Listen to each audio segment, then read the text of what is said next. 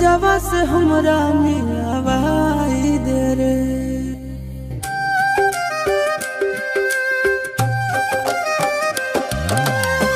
कौने माड़ावा में हम हाँ कई करे जवा से हमरा मिलवाई दे रे। हर चौका पिया सल बैठल होते हमर रानिया, रानिया के कोई पानिया पिलाई दे रे। हर चौका पिया सल बैठल होते हमर रानिया, रानिया के कोई पानिया पिलाई दे रे।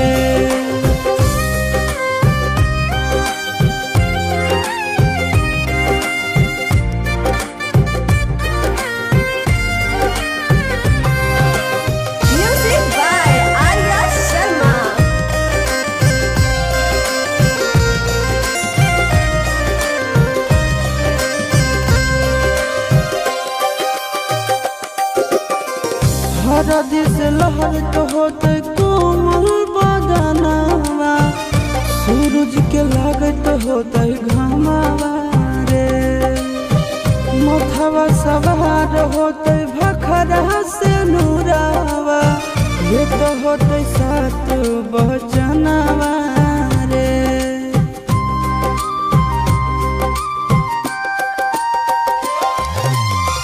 हरदी से लहरत होते कोमल बदनावा, सूरज के लागत होते घामावा रे।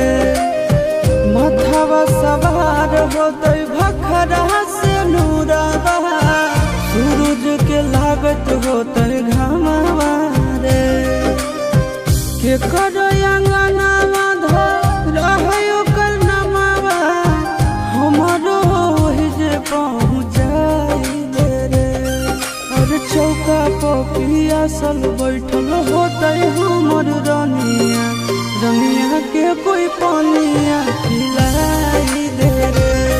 और चौका पिया सल बैठल होते हमर रानिया, रानिया के कोई पानिया पिलाई दे रे।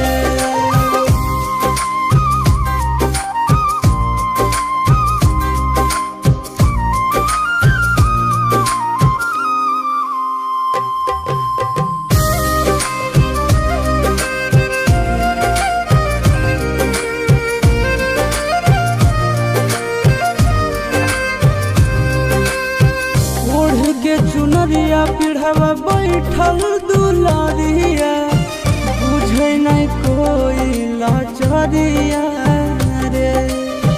सगरो निहारत होते हमरे लारिया, कौने ओरियो कर दुआरिया रे।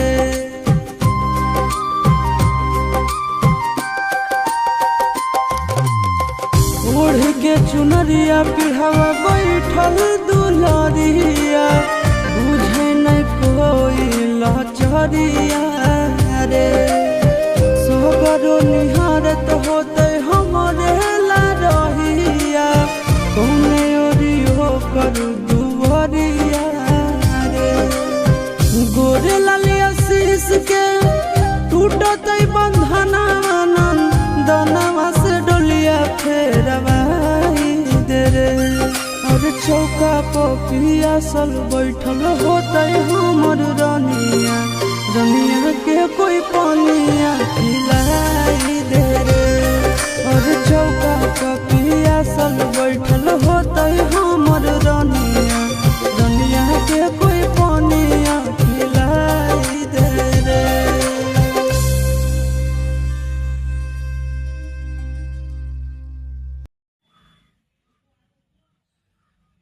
हेलो दोस्तों, हमारा नाम है आसिम रजा और हम आपको दिखाने वाले अपने गाँव का नज़ारा। आप लोग कमेंट में बताइए कैसा है हमारे गाँव का नज़ारा। चलिए देखते हैं।